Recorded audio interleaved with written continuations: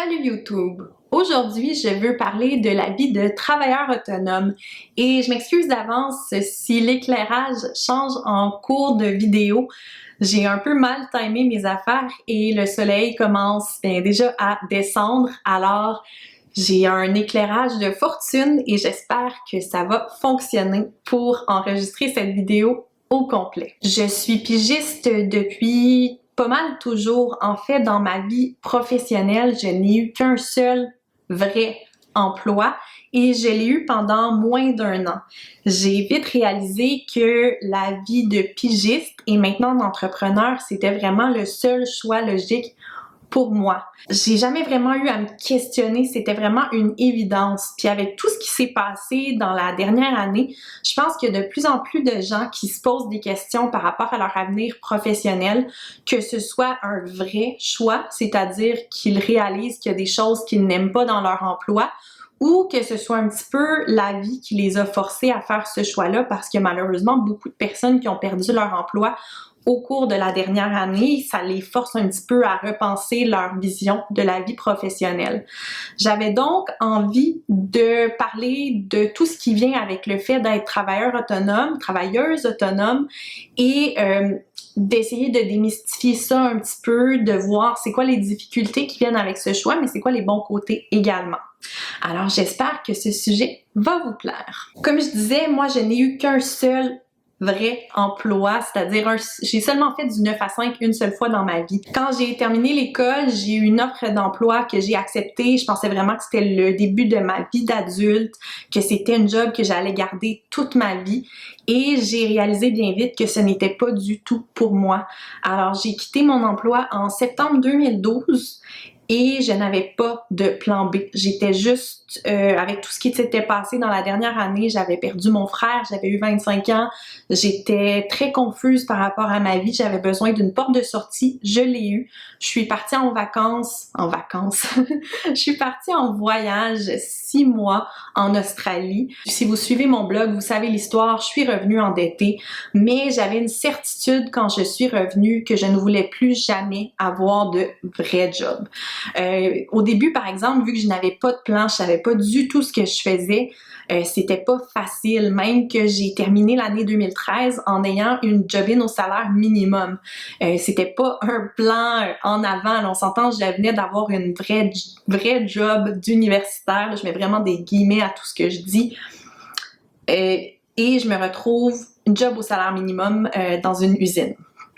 Bref, c'est là que j'ai eu à me questionner vraiment sur qu'est-ce qui était important pour moi. J'étais dans une position privilégiée parce que c'est mes parents, les propriétaires de mon appartement. Donc, ça me laissait un certain lousse si je me pétais la gueule parce que, on s'entend, c'est pas la même chose. Là. Même si je paye mon loyer comme tout le monde, j'avais plus de latitude à ce moment-là dans ma vie et je pense qu'il était encore plus compréhensif parce que tout ce qui s'était passé dans la dernière année. Bref, j'ai eu le temps de me poser des questions par rapport à mon avenir professionnel quand j'étais encore dans la vingtaine et je pense que c'est ce qui m'a permis d'être aussi à l'aise dans la position où je suis aujourd'hui dans la trentaine. Même si je ne fais pas une fortune, j'ai vraiment trouvé un équilibre entre le travail et ma vie personnelle qui n'aurait pas été possible si j'avais choisi la vie traditionnelle, si on veut. Donc, je pense que c'est la première question à se poser si vous êtes en train de vous demander si vous voulez devenir pigiste. C'est est-ce que vous êtes à l'aise avec ça, avec le fait de ne pas savoir c'est quand la prochaine entrée d'argent, si vous n'êtes pas certaine de pouvoir payer votre loyer, c'est un méchant stress, là, on s'entend. Mais pour moi, on dirait que j'aimais mieux avoir aucun argent dans mon compte en banque, mais ne pas avoir à rentrer le matin dans un travail qui ne me plaît pas. C'était un choix qui pour moi s'est imposé de lui-même. Alors c'est à vous vraiment de vous poser ces questions-là et de voir qu'est-ce qui est important pour vous. D'ailleurs, j'ai un billet sur mon blog sur la valeur de l'argent. Dans le fond, si on travaille, c'est pour gagner des sous qui vont nous permettre de vivre plein d'expériences. Et ben, il faut se questionner par rapport, est-ce qu'on sait vraiment l'argent que l'on cherche ou peut-être qu'il y a d'autres valeurs qui sont plus importantes à nos yeux. Puis je crois que c'est une réflexion très importante à avoir lorsqu'on est pigiste. Je l'ai mentionné, quand moi, je suis partie à la pige, je n'avais aucun plan. Je ne savais pas du tout où je m'en allais. Et c'est ça qui a fait que ça a été plus long de trouver une certaine stabilité financière.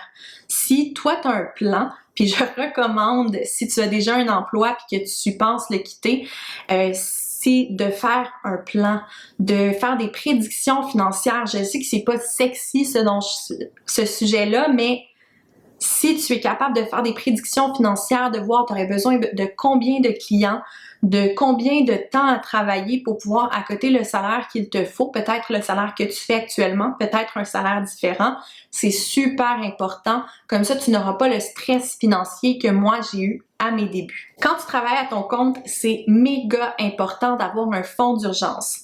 Moi, j'ai un compte Tangerine qui s'appelle vraiment Urgence et c'est un compte que tu espères, dans le fond, ne jamais utiliser. Mais lorsque tu travailles à ton compte, t'as pas de congé maladie payé, t'as pas tous les avantages qui viennent avec le fait d'être employé. Alors, c'est super important d'avoir un backup plan s'il t'arrivait quelque chose. Il faut également que tu te poses des questions par rapport à tes besoins en assurance, parce qu'habituellement, ben, t'as pas vraiment à y penser, peut-être que c'est fourni par ton employeur. Quand tu es travailleur autonome, tu dois tout penser à ça toi-même. Faut que tu penses aux assurances maladies graves, faut que tu penses aux assurances invalidité. Peut-être que même ton emploi avait une assurance voyage. Donc, c'est toutes des choses que tu vas devoir commencer à débourser. Faut aussi que tu penses aux taxes. Faut que tu t'inscrives au dossier de taxes si tu fais 30 000 $ à l'intérieur d'un trimestre ou de 4 trimestres consécutifs. C'est tous des mots financiers, des concepts financiers que tu n'auras pas le choix d'apprendre si tu ne les connais pas déjà. Donc, faut que tu te poses ces questions-là. Il y a aussi les impôts. Lorsque tu es employé, tu es habitué de ne pas voir ces montants-là, ça ne fait que partir de ton compte en banque. C'est un peu facile. Lorsque tu es travailleur autonome, il faut que toi-même tu mettes l'argent de côté, puis ça brise le cœur. C'est un peu le biais de la négativité, je crois que ça s'appelle, peut-être que je me trompe, mais ça fait plus mal de perdre 20 $ que de ne pas gagner 100 $. Donc, c'est psychologiquement très difficile de dire j'ai gagné 1000 $ grâce à ce client-là, mais je dois mettre un montant X de côté pour les impôts parce que cet argent ne m'appartient pas. Ça fait mal, psychologiquement c'est difficile, mais il faut le faire, c'est essentiel. Donc, c'est plein de comportements que tu vas devoir adapter, apprendre à avoir pour ne pas être dans le trouble. Il va aussi peut-être que tu apprennes le concept des acomptes provisionnels. Quand tu arrives aux acomptes provisionnels, c'est parce que tu as gagné un certain montant d'argent pendant 2 années consécutives. Donc, ça veut dire que tu as de l'argent qui rentre, mais le gouvernement te donne, honnêtement, là, je pense que c'est 3 semaines de préavis pour que tu sortes le montant de la moitié de tes impôts de l'année suivante. Puis moi, quand c'est arrivé, c'était j'ai envie de dire 2 mois après avoir payé mes taxes, puis tout ça, là, donc l'argent sort vite de ton compte et c'est pas évident. On revient à cette notion psychologique-là que c'est plus difficile de perdre cet argent-là parce que tu l'as vu que de ne pas l'avoir gagné. Donc, c'est toutes des choses auxquelles tu dois absolument penser. Quand tu es travailleur autonome, c'est aussi super important de bien t'entourer. Donc, bien sûr, d'avoir accès à un comptable, mais aussi d'avoir accès à des gens dans ton domaine qui vont pouvoir partager avec toi des trucs qu'ils ont appris si ça fait plus longtemps que toi, qui sont à leur compte, qui vont pouvoir te donner des trucs, t'encourager. C'est pas toujours facile. Un autre truc qui est important à savoir, c'est que c'est malsain de travailler tout le temps. Surtout à tes débuts, souvent c'est comme super excitant, mais en même temps c'est stressant parce que t'as pas full de clients. Fait que là, tu veux vraiment travailler, tu veux tout faire, mais tu vas t'épuiser si tu fais ça. Alors c'est super important de mettre des boundaries, de mettre des limites dans ta vie professionnelle.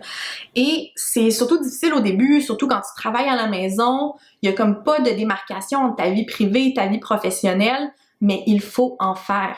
Il faut que tu apprennes à déterminer c'est quand que tu es le plus productif et que tu travaille en fonction de ces heures-là. Donc, c'est à toi de voir qu'est-ce qui fonctionne pour toi. Peut-être aussi que le fait de travailler à la maison, ça va être un nouveau concept pour toi.